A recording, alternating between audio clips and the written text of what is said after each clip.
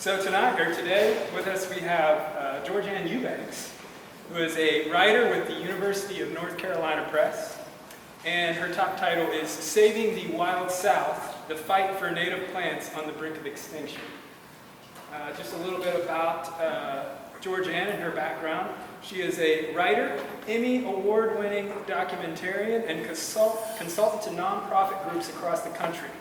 Saving the Wild South is her 5th book for the University of North Carolina Press. In reviewing her latest book, science editor Holden Thorpe writes, "A big hurdle to instilling a greater appreciation of the environmental crises facing the world, climate change first among them, is getting our hands on engaging stories about how we know what we know about science." Georgann Eubanks, with the help of magnificent photographs by Donna, who is also with us here today, Donna Campbell, has solved that problem for 12 fascinating native plants under threat in the South. This book is just what we need to get more folks engaged. Just a few things about the talk.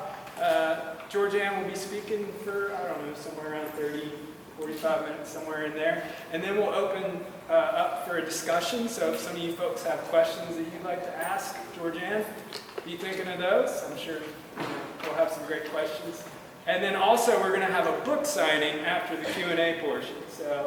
And Georgann will be able to meet with all of you and sign your books and everything. And there are books available for purchase. So without further ado, I give Georgann the floor.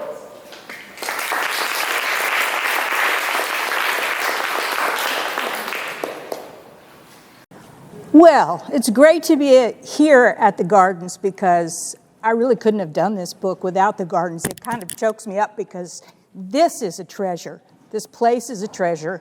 And the research staff who just took us to dinner are fabulous. And they're working all over the South, not just in Georgia. In fact, their boss tonight is in Puerto Rico working with endangered plants. So if you all are Atlantans, be proud of this facility, support it, and I appreciate the opportunity to tell you a little bit about what I learned. I'm not a botanist. I'm a writer. And I had written a book about, yes? My mic is for the recording. Thank you. Oh, if you can't hear, move up closer. Thank you. My producer, Donna Campbell. So I wrote a book about heritage foods of North Carolina, 1 per month, because I realized that there were particular fish and plants, edibles, that help create the culture of North Carolina. So I decided I would pick 1 food per month and write about the history of that food. Well, so I started with January. Snow cream, which, as you know, in Georgia, I grew up here, when it snows and it snows enough to make ice cream, people get a little crazy. In North Carolina, we have a good bit of snow in the mountains, but then the farther east you go, the crazier people get about snow cream, and they all have their favorite recipes. So it was actually a pretty good beginning chapter. I ended up writing about ramps, which is a Cherokee green that has been eaten for 3,000 years, and now chefs have discovered what a great garlicky green it is. And people are poaching ramps on the Cherokee Reservation, and ramps are not easy to grow except in the wild. So suddenly it was like, oh my gosh, it's almost an endangered plant. Likewise with oysters and soft-shell crab in North Carolina, which are patriotic dishes in North Carolina. Well, when I finished the book, it was a lot of fun, and I started thinking, well, gosh, I grew up in a household where gardening and going to a nursery on weekends with my parents and my grandparents was a regular thing. You may remember Hastings here in Atlanta, where I grew up, Sandy Springs.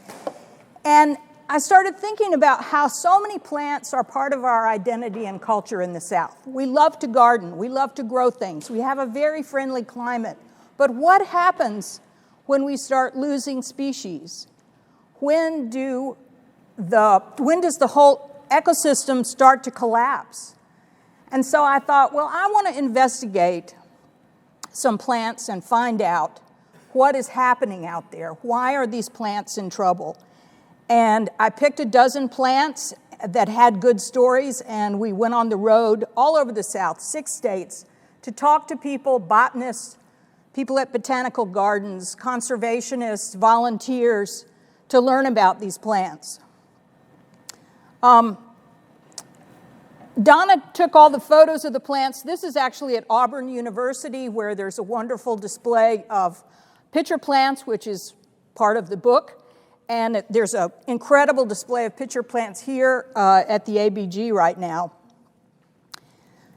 The plants were really interesting, but it was the people who were working to save them that really gave me this book, gave me the stories of the book. And I wasn't sure where I was going. You know, I was raised to pay attention to plants. But what I learned is that there are a couple of botanists from the South who discovered that people have plant blindness now. We spend so much time looking at our screens, reading, doing other things, and particularly kids don't necessarily know how to distinguish one leaf from another. In fact, they said that most people in developed nations nowadays tend to see plants as just a blurry green backdrop for the animals and human-made objects that populate their visual field. So if people don't know plants and appreciate plants, the plants are definitely in trouble.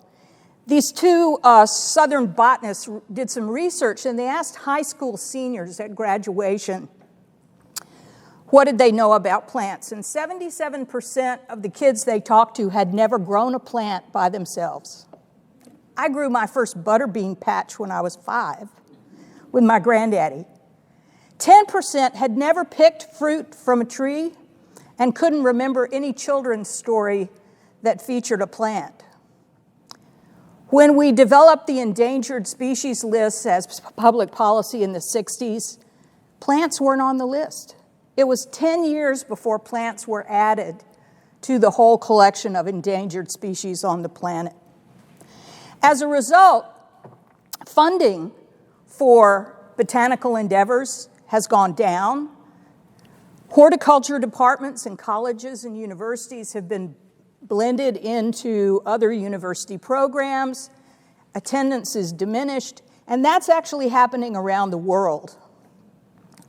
So this book talks about some plants, teaches you something about habitat, what makes plants special, and I encourage all of you to teach your children and grandchildren about plants. Take them to places like Atlanta Botanical Gardens so they know some plants and begin to appreciate the glories of Southern biodiversity. We have an incredibly biodiverse region, and this is just a map to sort of give you a sense of the destinations that we went to and the plants that we explored. Some of them are incredibly scarce. We were talking at dinner tonight about the Mikazuki Gooseberry, which occurs near Tallahassee and up in South Carolina in 2 little patches, and they are diminishing. And fortunately, Atlanta Botanical Garden has taken on the chore of trying to figure out what's going on with the Mikasuki Gooseberry. Are these plants important? What's the big deal about a gooseberry? Well, we don't really know, but when one plant goes, the whole system is changed. So they are important. There are many more stories to tell than the dozen that we featured in the book. But just to run through them very quickly, I'm going to talk about 3 plants tonight. But the first plant, the Heller's Blazing Star, grows in the Blue Ridge Mountains on a couple of peaks. It's a gorgeous liatris. It was discovered in 1894 by a young botanist and his friend who discovered also the Yadkin goldenrod. That's the opening story of the book and talks a lot about how botanists operated even in the 19th century. The Florida torreya or toria tree, people pronounce it differently, I'm going to talk about tonight. That was the 3rd plant. The Alabama canebrake pitcher plant occurs really only in about 6 sites in northern Alabama, and poachers have begun to steal the plants and the seeds. Poaching of endangered plants and animals is the 4th largest criminal activity on the planet, after sexual trafficking and drugs and one other thing I can't remember. But plant poaching is a serious thing. My editor was really excited about this because she said, crime, that's a good part of this story. People will like that. The green pitcher plant grows a little farther north in Alabama, and whole patches were dug up and hauled away by poachers up near Lookout Mountain. The Mikazuki Gooseberry I already mentioned, it's a beautiful plant. The berries are not particularly edible, but that's an interesting story you can read about. The Shoal spider lily occurs in a few select rivers, and I'm going to talk about that tonight as well. But Donna and I are getting ready to go back and see our friends in Alabama who celebrate the lily every year. Moorfield's leatherflower is a clematis or clematis, depending on how you say it.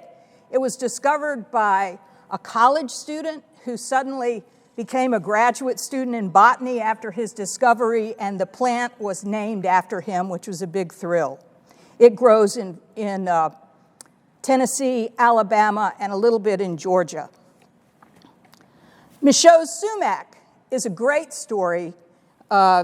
Georgia has taken the lead in preserving Michaud's sumac, and I'll tell you a little bit about that later. River cane is not an endangered plant, but it is a habitat for a great many animals, mammals, birds, and insects and butterflies that really depend on it. And we tend to think when we see cane that it's some bamboo that some fool planted from Asia. But indeed, we have a native bamboo in this part of the country, and it's a great carbon sink. It's great for mitigating floods, and it can be planted in discrete patches, even in urban areas, to create green. Swanic sunflower, I'll talk about in a little bit. It's an unusual plant that loves poor soil and actually provided some of the diet of Native Americans in South Carolina a long time ago. And the final plant in the book is American chaffseed, which is kind of a bellwether plant that comes up in grasslands, and it tells you that that territory is likely to be very friendly to quail. And quail are really important to hunters, and they're also important to the landscape. So that was one of the prairie. People don't realize we had prairies in the South. We think we're all just forests, thick forests, but there are prairies that were here and have been allowed to grow up, and therefore we've lost some plants. Okay, so the Florida Toria, great story. It's a member of the yew family. It's also known as gopher wood and stinking cedar, and it became the basis for a theme park in Florida. Of course it did, Florida, right? They picked this tree in the 1950s. So this preacher and lawyer who was a failed candidate for governor in Florida in 1936 drew attention to this tree that grows only in the Panhandle by claiming that Florida had actually been the location of the Garden of Eden, not the Middle East. That the confluence of the Chattahoochee, the Flint, and the Apalachicola rivers was where the Garden of Eden was, and this tree was used to build Noah's Ark. Right. So he opened a theme park. He put signs up on yew trees that people could follow a path through the sand and see these trees, and he charged $1.10 for them to take the hike. Here's a sign that talks about where Noah made the Ark of gopher wood. Here's a sign, I love this one. Ladies, on this natural operating table, God took a rib from Adam's side and made Mother Eve.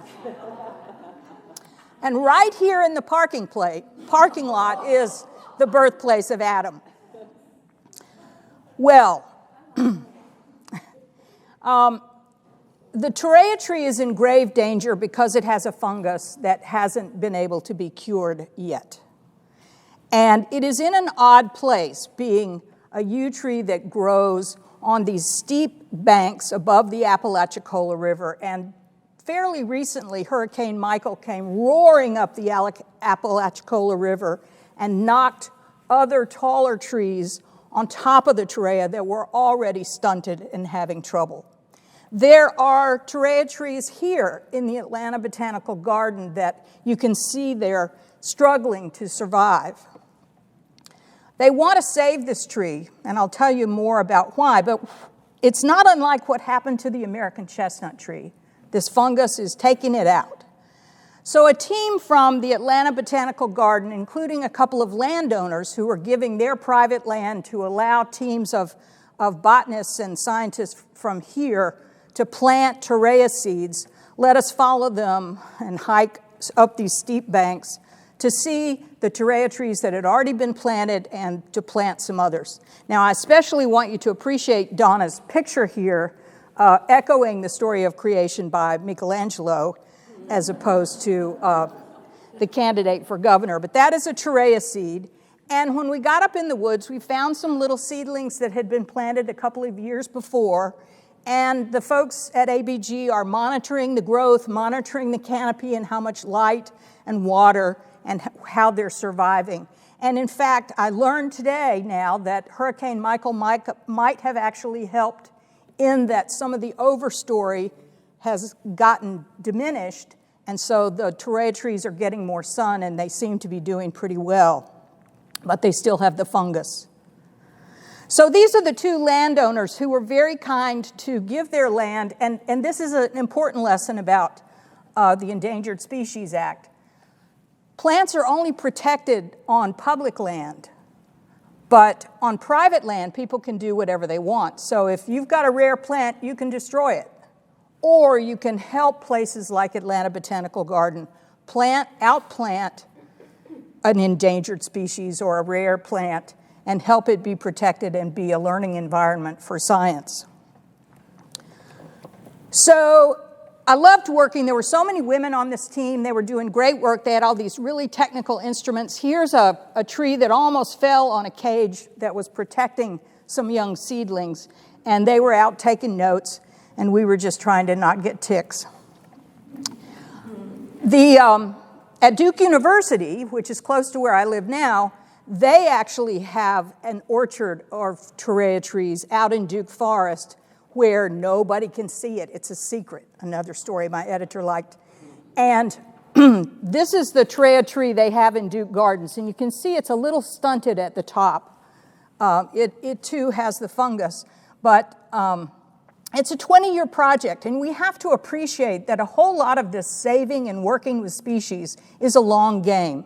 It takes a lot of work and a lot of time to figure out what's going on and then protect what's happening to these plants. So a lot of dedication and commitment. This is Torreya State Park, which is in the vicinity of the Garden of Eden, the former park.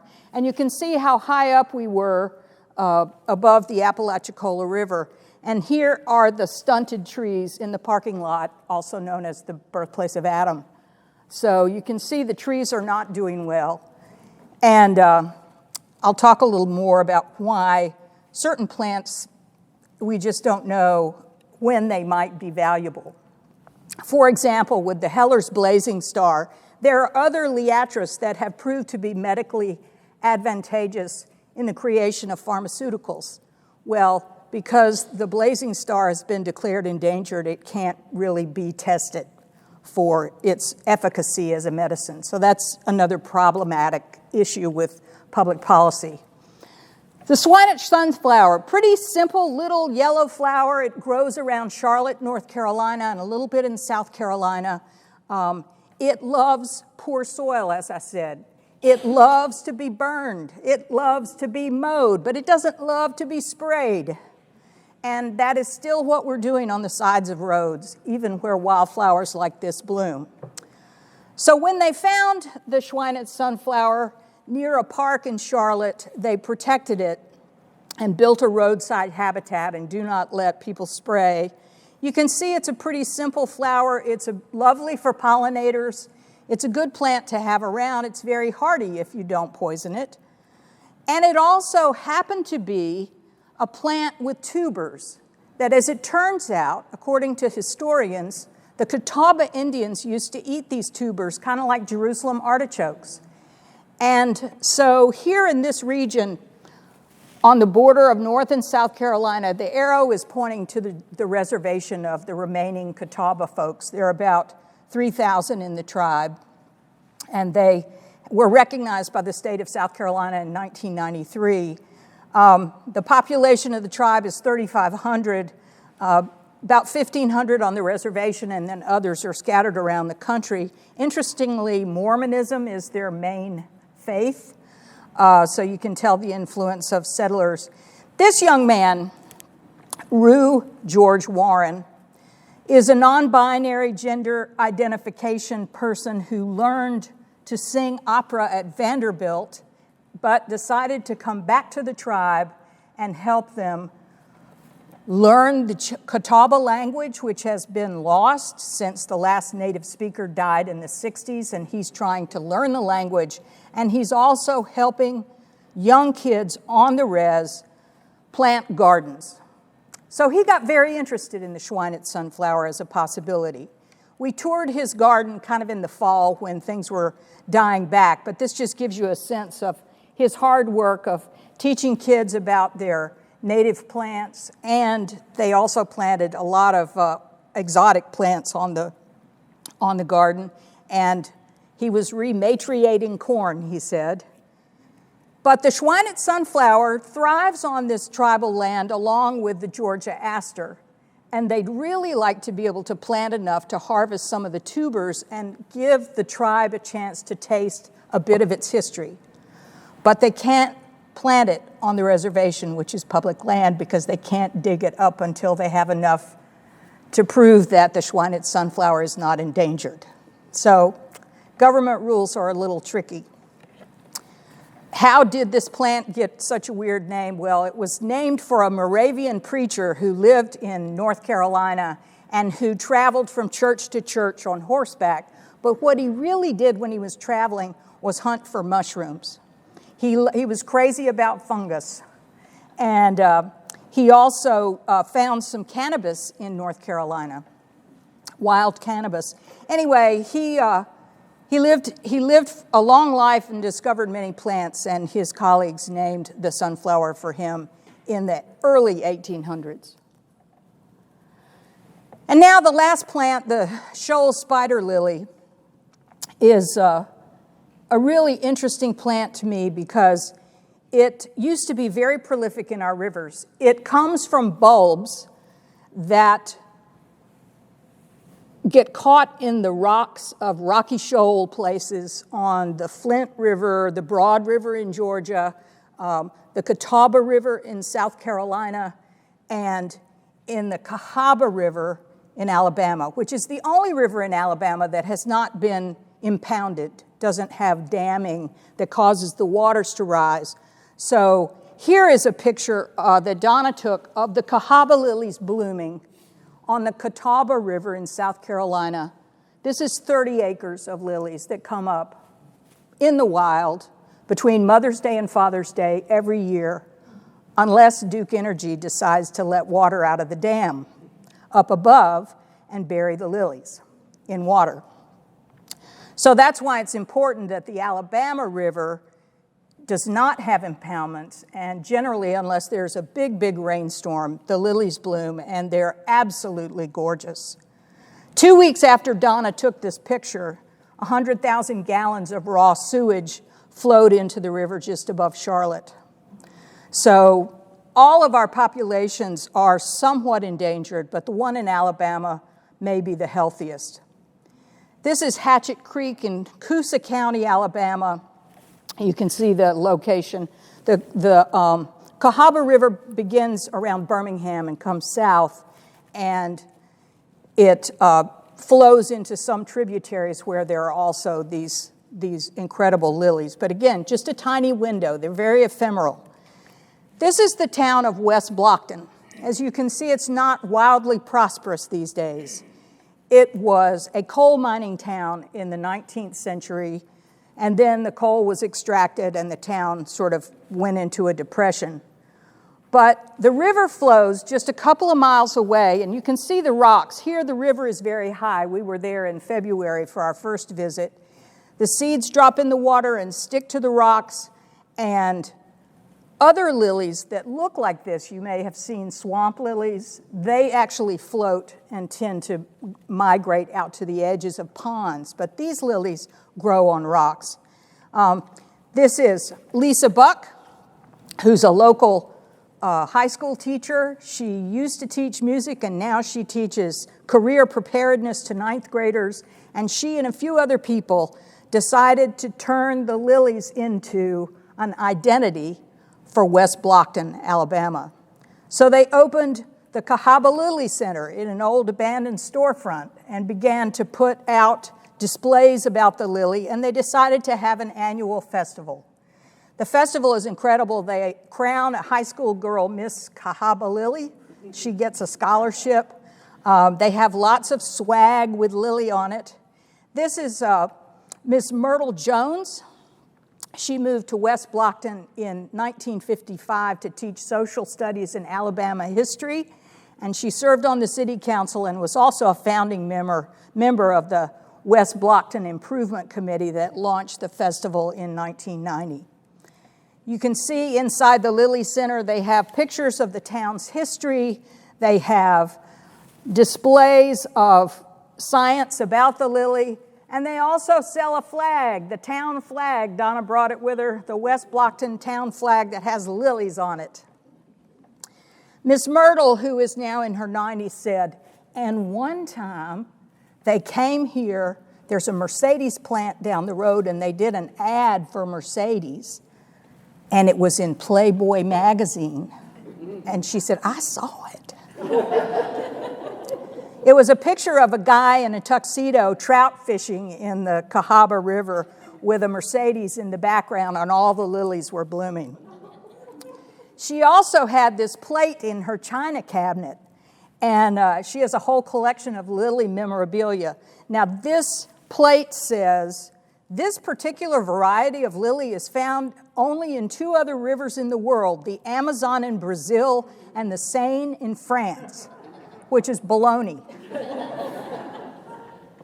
This is Professor Larry Davenport of Samford University, just south of Birmingham, and he's the lily expert. He's the one who lost 2 cameras and nearly drowned twice trying to study the lily and prepare the case for making it an endangered species. And just as he finished his research and even found the pollinator of the lily, which is a moth that comes at night, and they smell pretty good, these lilies, he got word that the federal government had decided to stop taking more plants to the endangered list. So it didn't make the endangered list when he was prepared with his research. Poachers got word that this was an endangered species, and they started going out in the river and trying to pluck the bulbs up. And Larry said, you can't grow this thing except in a river on a rock. It won't grow in a pot. It won't grow in a lake. It will only grow in moving water. So the town worked to create the Cahaba Lily National Wildlife Refuge on the banks of the river and build these viewing stations for people and a big parking lot. And now there is also a local ordinance that prevents people from taking the lily bulbs. So local law enforcement can sometimes be an effective way to protect species. The plants have been painted by noted artists for years, and in 2006, the state of Alabama declared Lawrence J. Davenport Day and honored him for his work on the lily. They also sell a cookbook that has cocktail wieners that are Lawrence Davenport's favorite recipe. So they've done it all in West Blockton, Alabama, population 1,200. There is still a lingering issue with some older folks about nature just not feeling like safe space if you are a person of color. And so the Cahaba River Society has worked very hard to begin to change the view of nature and to make it welcoming to all. And it's been a beautiful effort in Birmingham. LaTanya Scott is the environmental education director for the society. She said she once had a kid from downtown Birmingham who said he'd never touched a tree until she took him out to the river. So it's important for us to remember that as privileged white people, our appreciation of nature might be different than for some folks who have been terrorized in nature. And it was very interesting to hear what they're trying to do in Alabama, especially because the Cahaba River Bridge was where the men who conducted the Birmingham bombing made their plan under the river, and they were called the Cahaba River Boys. So one more stigma for the lily. But kind of incredible now that the paradox of this white lily has become a symbol for community unity in this part of Alabama, which is kind of cool. So I just leave you with these thoughts that, private landowners can make a big difference in conservation, and the stories that are in this book attest to that. Community identity can be centered around a special plant, as West Blockton adopted the lily, which is kind of cool. Plants can help build bridges across our differences. People can agree that this garden is beautiful and it's a nice place to be, whatever your politics. And the southern landscape carries our heritage and culture, all of it. And we need to value and preserve that. So that's just sort of a quick trip around the South, and I welcome your questions. And if I don't have them, maybe my pals from the Atlanta Botanical Gardens can answer. Yes, ma'am. It's called Clematis crispa.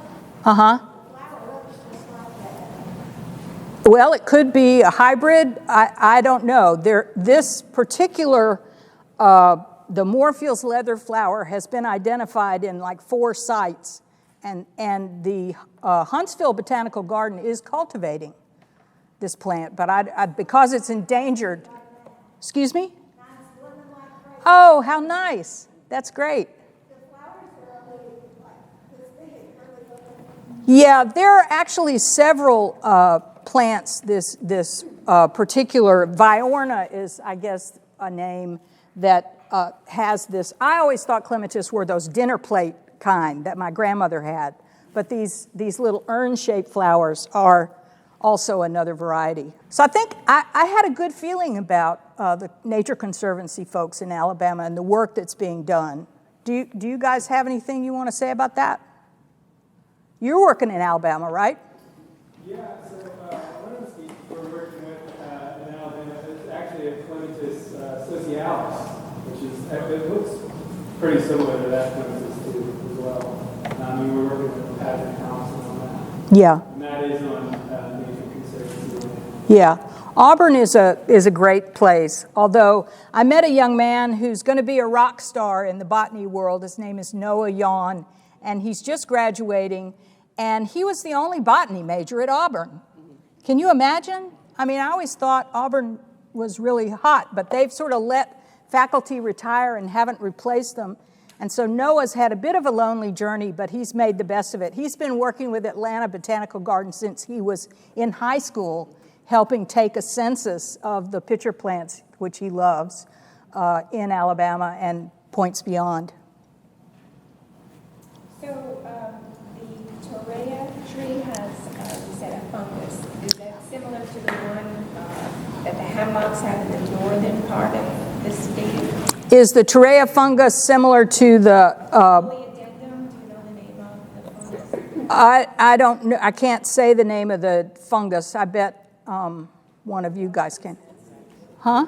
Woolly adelgid is an insect. Yeah, woolly adelgid is what's on the hemlocks, and they're treating it with nicotiana, and now there's something else something that will eat that fungus, so it's not similar. Yeah. I would tell you, I met a woman in Florida who had actually been to the Garden of Eden when she was a kid. Her father took her, and it made quite an impression, and she ended up becoming working for the Fish and Wildlife Service. And she said, when I got into my 50s, I developed cancer, and I was treated with Taxol, which is a pharmaceutical that is derivative from yew trees, not the Torreya tree, but a close relative. And so she felt like the Garden of Eden and kind of saved her life, that particular tree, which was just, whoa, what a story. Is there a tree that, or a species that you wished you could have included in the book, but it didn't make the cut? And what would be the story that you would like to tell them? Oh, gosh. Actually, I'm not sure I can answer that, but tonight, hearing from these guys about the work that continues to go on and what's happening with the Mikasuki Gooseberry, for example, which is probably in some ways the surprise joy for me in this book. One was saying Mikasuki Gooseberry over and over. But it turns out it was discovered in 1924 by this group of botanists who were so excited they called the USDA and they had them come down and they started doing press releases about this new, it's a currant, right, the gooseberry, this new fruit that was going to be on every table in America. And they put out this press release before they had seen the berries. The berries have spines. They look like urchins. And they exude something kind of sticky. And it didn't go anywhere, obviously. And now there are these two little patches that are left in South Carolina and Florida. And these guys are trying to figure out which came first. Was it original to Florida or was it original to South Carolina? And there are all these stories. In fact, it's hot gossip here at the Atlanta Botanical Garden about which patch of gooseberries came first. So the stories are fun. The botanists collect things, and as one fellow at Auburn said to me, it's a safe way for me to indulge my hoarding tendencies, to be a botanist. So, yes, ma'am. Will you speak a little bit to that sumac, the Georgia sumac? Yes. Oh, gosh, that's such a great story. It's kind of a small, it's a dwarf sumac. It's lovely when it blooms. It was down to 10 specimens under a water tower in Newton County, Georgia, and a very small patch, did I say female? Female and males were on a bank of the Broad River. And this wonderful botanist named Mincy Moffett, who went to Marist, and we had all kinds of fun stuff to talk about because growing up in Atlanta, he decided he would bring the males and females together because that's the only way they could propagate. And he did it on Valentine's Day, and he got great press, including NPR and all sorts of things. And now in Georgia, there's really a healthy population of Michaud sumac. Yeah, yeah. Okay. Well, Ian? All right, folks, let's give Georgann. Thank you. Thank you. Thanks.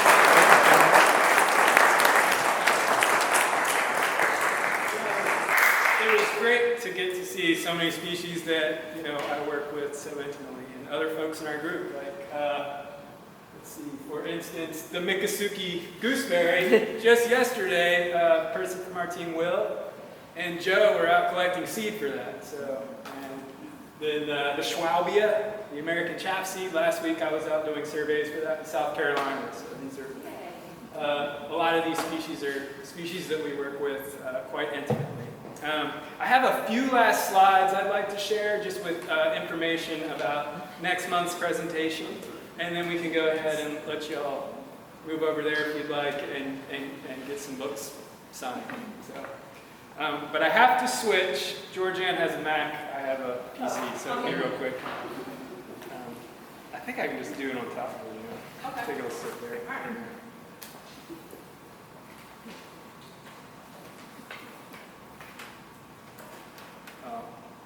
Of course, I have the intro.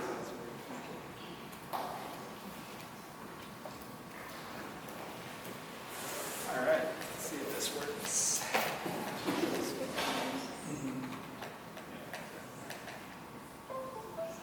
There we go. Cool. Well done. Yeah. All right. That looks good. Okay.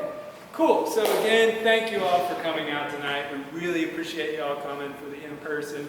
We really had no idea what it was going to be like switching back from, we've been doing virtual for so long, so I'm really quite happy to have such a wonderful turnout. So this coming month, so we always do these on the third Thursday of the month. Our next presentation will be June 16th, right here at 6 p.m. And we're going to have with us Dr. Donna McDermott, who is a recent PhD graduate of Emory University, who studied population biology, ecology, and evolution there. And she's also going to be an assistant teaching professor of science writing at Emory, starting this next semester. And she's going to be presenting on peer pressures and pesticides, how bees choose flowers in complicated ecosystems. So that sounds like it's going to be a really cool talk. I hope you all can make it out for it. And then just a few other things. If anybody has any questions, comments, suggestions, I definitely heard some folks say we might want to get mics next time. We'll definitely do that. And then also, if you'd like to visit our garden's website, that's www.atlantabg.org. And then also, if you'd like to find out more about what we're doing specifically at the Conservation and Research Department, it's just atlantabg.org/conservation-research. Another thing is we are recording this event, so if you have friends or family or anybody who you think might be interested in this, we will be posting this on our website. And it's a really long URL, so I just recommend to Google search ABG Science Cafe or Atlanta Science Cafe, and that's going to be the first thing that pops up in your Google search. It'll have information about our upcoming talks, and we've got recordings going back at least a few years now. So there's a lot of great stuff in there if you want to dig into some of the old crates.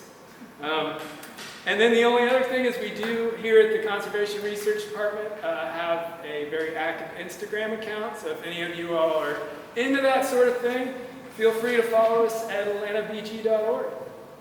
Or atlantabg, not .org, Atlanta BG Conservation.